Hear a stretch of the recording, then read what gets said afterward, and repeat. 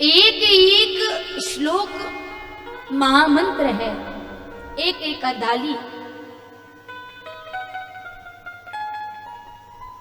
11 खंडों में निर्गुण सगुण का वर्णन किया गया है। दूसरे खंड में सती चरित्र को विस्तार से बताया गया है। तृतीय चरित्र में गिरिजा के लीलाओं का वर्णन है। चौथा स्कंध खंड है। पांचवा युद्ध खंड बताता है। छठवां काश्यनुप उपाख्यान को दर्शाता है। सातवां रुद्र खंड है। आठवां लिंग खंड है। नौवां रुद्राक्ष और भस्म का व मंत्र का विस्तारित वर्णन करने का खंड है। नौवां महात्मा का वर्णन करता है। 11वां वृत्त खंड है, जिसमें भूगोल खगोल का वर्णन है। संपूर्ण विज्ञान श्री शिव महापुराण में दर्शाया गया है। आप शिव महापुराण को श्रवण करने बैठे तो एक डायरी और पेन लेकर के बैठे, क्योंकि बातें बहुत छोटी छोटी हैं, लेकिन इन बातों में बहुत प्रभावी उपदेश छुपा हुआ है।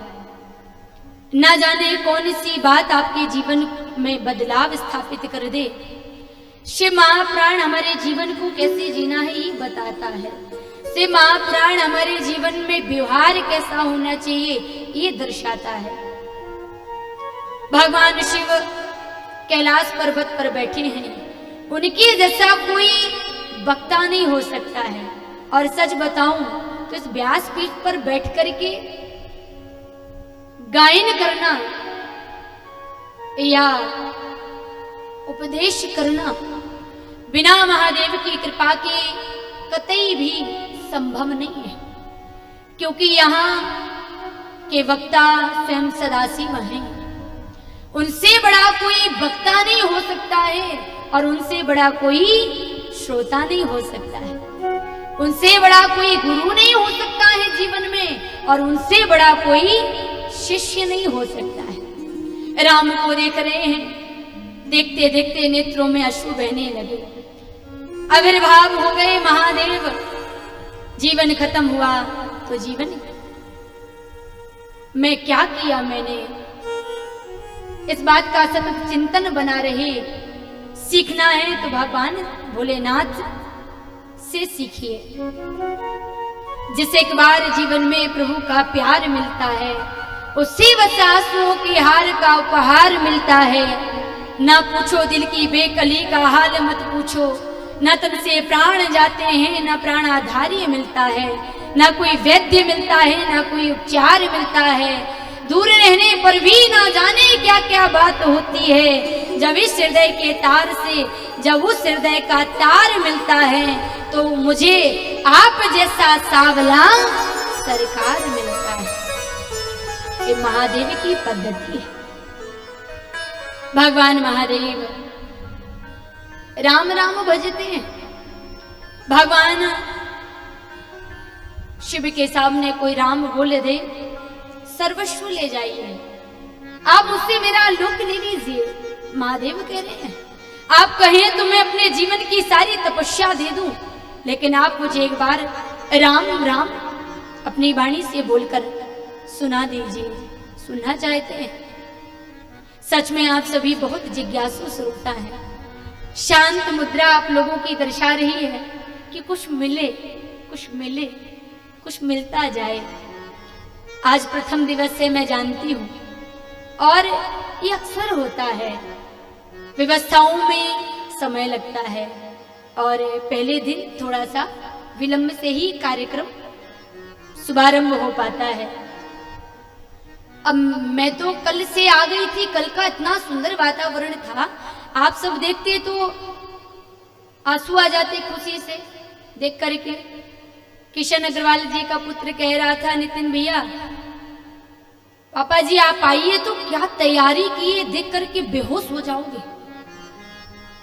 तो मैंने कहा अरे बाप रे, बेहोश की बात करता है, गड़बड़ है मामला, भैया समझ लो।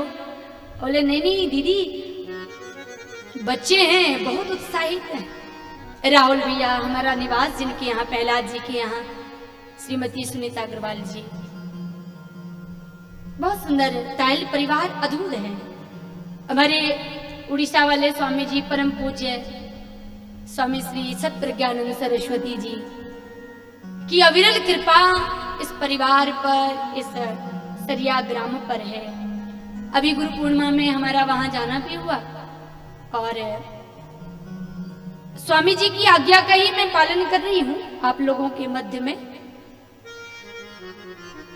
ये व्यासपीठ पूज्य गुरुदेव भगवान की है और अद्भुत है। जैसा सुना था मैंने उससे कई जाना। बहुत सुंदर आप लोगों ने तैयारियां की, कम समय में बहुत ज्यादा विस्तार। मुझे बड़ा कष्ट हो रहा था अभी थोड़ी देर पहले। ट्रेनों की स्थिति बड़ी गड़बड़ चल रही है, 2-2, 3-3 घंटे लेट आ रही है।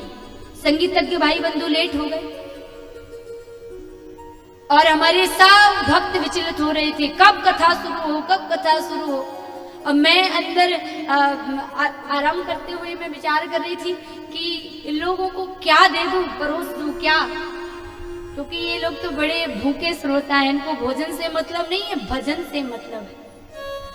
अच्छा एक बात बताऊं, भोजन और भजन दोनों एक धातु से बने हैं ना, भज धातु से। लेकिन भोजन में मात्रा है, मात्रा का ख्याल रखना पड़ेगा, नहीं रखेंगे गड़बड़ हो जाएगा, है ना। अपनी अपनी भोजन की एक सीमा होती है प्रत्येक व्यक्ति की, कौन कितना प्रसाद पा सकता है, मात्रा का ख्याल रखना पड़ेगा। लेकिन भजन में कोई मात्रा नहीं है, उसमें मात्रा की आवश्यकता नहीं है। जितना भजोगे जितना भजोगे जितना भजोगे उतना ही आनंद आएगा, उतना ही हमारे जीवन को समृद्धि की प्राप्ति होगी। ये भजन का प्रताप है। भगवान भोलेनाथ को राम राम भजने वाला बड़ा प्रिय लगता है, क्योंकि भगवान भोलेनाथ बहुत सुंदर शिष्य भी हैं और गुरु भी है। गुरु और शिष्य की परंपरा को दर्शाना भगवान महादेव से सीखिए।